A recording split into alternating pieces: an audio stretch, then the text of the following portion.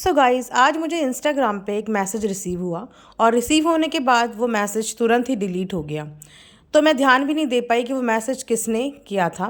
लेकिन yes, message में जो लिखा था वो मैंने पढ़ा और पढ़ने के बाद मैंने सोचा ऐसे ही किसी ने फालतू की न्यूज़ दे दी।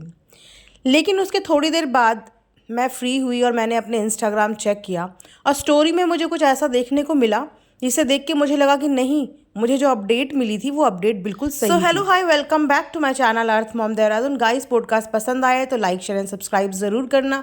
आप लोग पॉडकास्ट देखते हो लेकिन कहीं ना कहीं लाइक और सब्सक्राइब करना भूल जाते हो, तो पॉडकास्ट को लाइक और सब्सक्राइब ज़रूर करें। तो दोस्तों, जैसे कि आप जानते ही हो कि जब से चाचा जी का घर छोड़ के यानी कि चंडीगढ़ छोड़ के अपना खुद का व्लॉगिंग चैनल चला रहे हैं, तब से कहीं ना कहीं दिलों में, धड़कनों में और शरीर में मिर्चियाँ तो देखो लग रही हैं। होता ही है, जबकि गुरु को हमेशा अपने शिष्य पे प्राउड होना चाहिए कि जिस शिष्य को उसने सिखाया आज वो शिष्य तरक्की कर रहा है। लेकिन ये कलयुग है, यहाँ पे गुरु अपने शिष्य की तरक्की से खुश नहीं होते हैं बल्कि जलते हैं, कुढ़ते हैं, उन्हें मिर्ची लगती है। क्योंकि आजकल शिष्य भी अपने गुरु को क्रेडिट नहीं देते हैं। लेकिन इसमें शिष्य की भी कोई गलती नहीं है।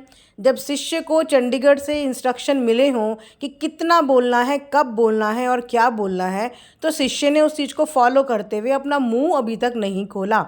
हालांकि इस बात पे कंटेंट बनाने की, हाइप बनाने की शुरू में कोशिश की गई थी, लेकिन वो सिर्फ अपने चैनल को चलाने के लिए की गई थी। उसके अलावा शिष्य ने कभी भी अपने गुरु के अगेंस्ट में कुछ भी नहीं बोला। तो अभी मैं अपने इंस्टाग्राम पे स्टोरी देख रही थी तो मेरी सडनली नज़र पड़ती है शिष्य की गर्लफ्रेंड की स्टोरी पे, और वहाँ पे कुछ इस तरीके का लिखा था।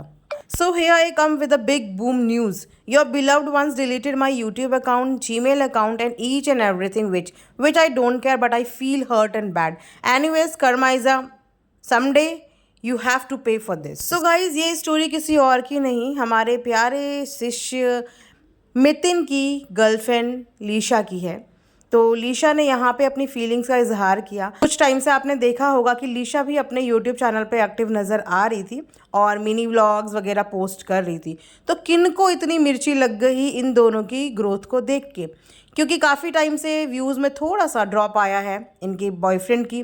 तो इसीलिए हो सकता है लीशा ने भी अपना चैनल स्टार्ट किया हो कि चलो दोनों काम करेंगे तो ज़्यादा अच्छे से काम होगा। और अपने फ्यूचर को देख के कोई अगर प्लानिंग भी करे तो इसमें कोई बुराई नहीं है, क्योंकि इन लोगों ने अपना फ्यूचर और अपना घर व्लॉगिंग के ज़रिए ही चलाने का डिसाइड किया है। हालांकि मुझे इन कपल का कंटेंट क्रिंज जरूर लगा था। शुरू में मुझे बहुत अच्छा लगा, लेकिन बाद में जब ये क्रिंज होने लगा तो मैंने एक आधे रिएक्शन में इस बारे में बात भी की। लेकिन अगेन, मर्ज़ी तो इन ब्लॉगर्स की ही होती है कि इन्हें अपना क्या कंटेंट दिखाना है।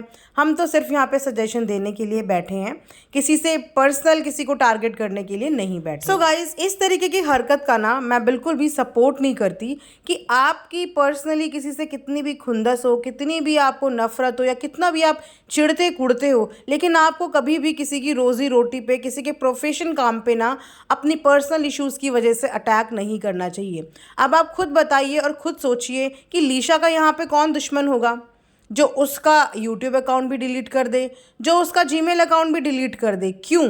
ये इसीलिए तो कि शायद कहीं ना कहीं ये डर है कि अगर लीशा का भी यूट्यूब चल गया तो ये फेमस हो जाएंगे। क्योंकि आप जानते ही हैं कि इनके बॉयफ्रेंड यानी कि मितिन के अंदर भी कैलिबर है। कैलिबर तो होगा ही ना, क्योंकि टैलेंट तो उसके अंदर है ही, वो हमने देखा था शुरू में।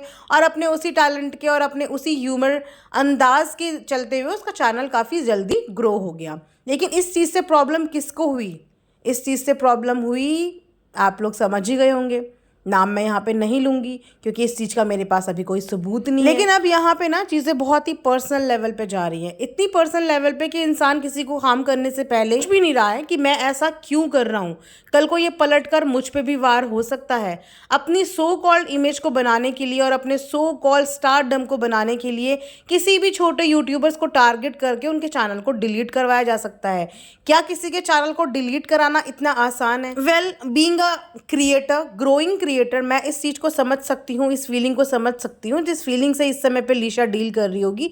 क्योंकि एक इंसान की मेहनत जब डिलीट होती है ना तो लिटरली टूट जाता है इंसान, क्योंकि वापस ज़ीरो से किसी चीज़ की शुरुआत करना बहुत मुश्किल होता है, जो कि मितिन ने की थी। उसने भी ज़ीरो से शुरुआत की थी। नो मैटर कि उसके कितने व्यूज़ आए, वो बस काम करता चला गया और अभी तक काम कर ही रहा है, सिर्फ अपने कंटेंट पे, विदाउट एनी ब्रेक। भले ही वो किसी भी तरीके का कंटेंट दिखा रहा है, उस कंटेंट पे उसे क्रिटिसिज्म भी मिलता है, गालियाँ भी मिलती हैं, सब कुछ मिलता है, बट वो नॉन स्टॉप अपना काम कर रहा है। तो जब उसको कोई प्रॉब्लम नहीं है अपनी इमेज गिरने या उठने की, तो उनके चैनल से किन लोगों को प्रॉब्लम हो रही है। So guys, don't forget to subscribe my channel for further updates. आपको जो जो अपडेट्स मुझे मिलेगी मैं आपके साथ शेयर करूँगी। And thanks for watching earth mom Dehradun.